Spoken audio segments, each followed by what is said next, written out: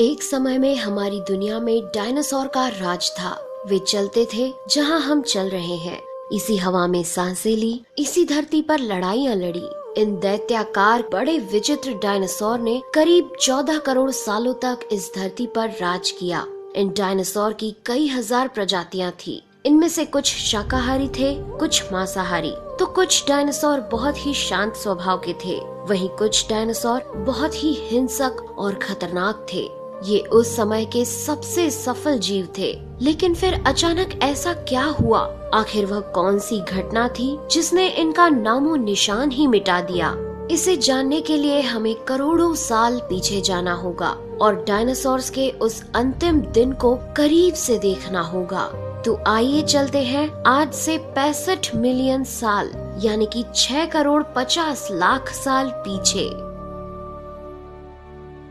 आज से करीब 6.5 करोड़ साल पहले धरती पर मौसम सामान्य था।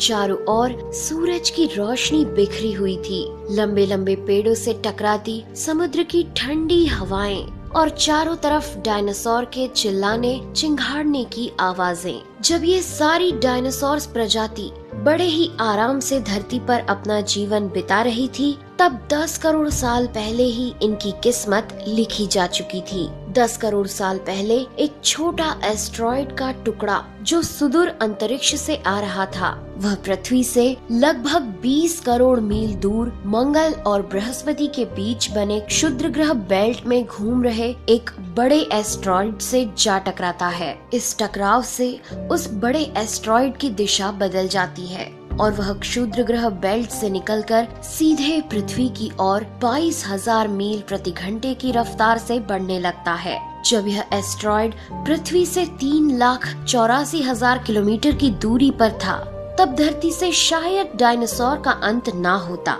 यदि यह एस्ट्रॉइड पृथ्वी के उपग्रह चांद से टकराता।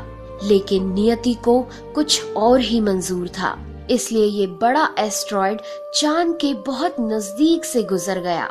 40 किलोमीटर के व्यास वाला 2 ट्रिलियन मेट्रिक टन का ये एस्ट्रॉइड प्रत्येक सेकंड के साथ साथ धरती के करीब बढ़ता जा रहा था। ये एस्ट्रॉइड जब पृथ्वी के वातावरण के संपर्क में आया तो इसकी रफ्तार एकाएक 70,000 किलोमीटर प्रति घंटा हो गई। पृथ्वी के वायुमंडल में घुसते ही घर्षण की वजह से ये एक भयानक आग के गोले में बदल गया। ये इतनी रफ्तार से धरती की ओर बढ़ रहा था कि सिर्फ 4 मिनट में इसने अटलांटिक ओशियन को पार कर लिया। इसकी चमक इतनी अधिक थी कि धरती पर टकराने से पहले ही हजारों जीव आग के इस दहकते गोले को देखकर पूरी तरह अंधे हो चुके थे। ये जीव उस उल्का को देख नहीं पा रहे थे, लेकिन वह उसकी भयानक गर्मी को महसूस कर रहे थे। कुछ ही क्षण में ये एस्ट्रॉइड मेक्सिको की खाड़ी के पास जमीन से टकराता है और लगभग 35,000 डिग्री सेल्सियस की ऊर्जा वाला एक भयंकर विस्फोट होता है। इस टकराव का विस्फोट लगभग 10 हाइड्रोजन बम के विस्फोट के बराबर था। ये विस्फोट इतना शक्तिशाली था कि इसके टकराते ही धरती की लाखों टन धातु अंतरिक्ष में चली गई। टकराव वाली जगह पर 180 किलोमीटर चौड़ा और 20 किलोमीटर गहरा गड्ढा बन गया। विस्फोट के कारण इस गड्ढे का सारा मेटल और पत्थर आसमान में धूल के बड़े बादल में बदल गए।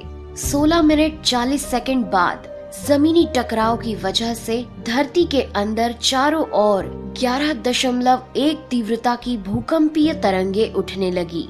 इस वजह से समुद्र में विशालकाय लहरों का निर्माण हुआ और एक के बाद एक सुनामी की लहरें चारों तरफ बढ़ने लगी। भूकंपीय तरंगों ने सभी सक्रिय ज्वालामुखियों को दहका दिया, जिसके कारण जगह जगह डायनासोर का विनाश शुरू हो गया। धरती के महाविनाश की प्रक्रिया आरंभ हो चुकी थी। इस भयानक विस्फोट में रेडिएशन की मात्रा इतनी बढ़ गई कि इसके 800 किलोमीटर के दायरे में आने वाले सभी जीव जलकर पूरी तरह राख के ढेर में बदल गए थे। इस महाविनाश में उड़ने वाले डायनासोर इन जमीनी खतरों से तो बच निकले, लेकिन ये तो महाप्रलय की बस शुरुआत मात्र थी। विस्फोट की वजह से जो लाखों टन मेटल, पत्थर और धूल अंतरिक्ष में गया था, वह ग्रेविटेशनल पुल के कारण ठीक 40 मिनट बाद आग के गोले के रूप में पूरी धरती पर बरसने लगे। साथ ही धूल का एक बहुत बड़ा तूफान 6000 किलोमीटर प्रति घंटे की रफ्तार से पृथ्वी के दूसरी तरफ मौत लेकर आ रहा था। ये धूल के बादल कई किलोमीटर मोटे थे, जिसकी वजह से धरती पर सूरज की रोशनी का पहुंच पाना असंभव हो गया। गर्म हवाओं का तापमान 100 डिग्री सेल्सियस से ज्यादा हो जाने के कारण धरती पर पेड़ पौधों की लगभग सारी आबादी जलकर खाक हो गई थी। विस्फोट के 90 मिनट बाद धरती का तापमान 200 डिग्री सेल्सियस तक बढ़ गया। इसकी वजह से जो डायनासोर विस्फोट के इलाके से कोसों मील दूर थे, वे भी इस गर्मी से बच नहीं पाए।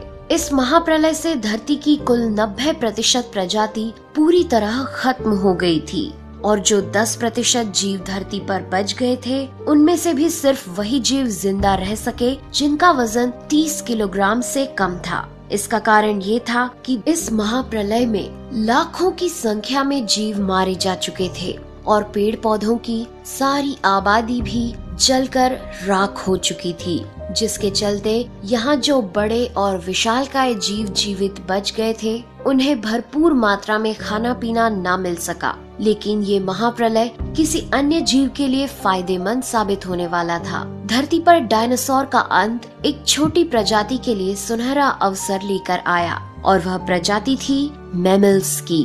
मैमल्स क्या थे, कैसे बच गए महाप्रलय से, डायनासोर के अंत के बाद इंसान कैसे और कहां से आए, ये जानेंगे हम अगले एपिसोड में। यदि आप चाहते हैं कि हम अगला वीडियो जल्द से जल्द बनाएं, तो इस वीडियो पर 2000 लाइक्स जरूर दीजिए और हमारे चैनल को सब्सक्राइब कर हमारा सपोर्ट जरूर करिए। यदि आप नए हैं तो इस चैनल पर हमारे बाकी वीडियो भी जरूर विजिट करें। साथ ही सब्सक्राइब कर नोटिफिकेशन बेल आइकन को भी जरूर दबाएं। मिलते हैं अगले एपिसोड में, तब तक के लिए नेहा आगरकर को दे इजाजत। नमस्कार।